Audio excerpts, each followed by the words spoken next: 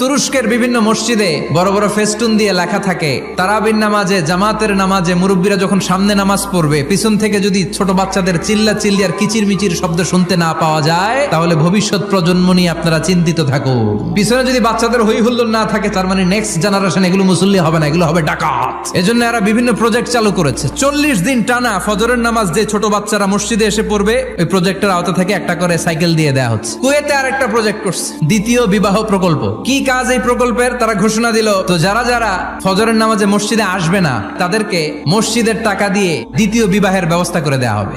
এই ঘোষণা দেওয়ার পর থেকে ওই এলাকার কোনো মহিলার তাহাজ্জুদ মিস হয় না।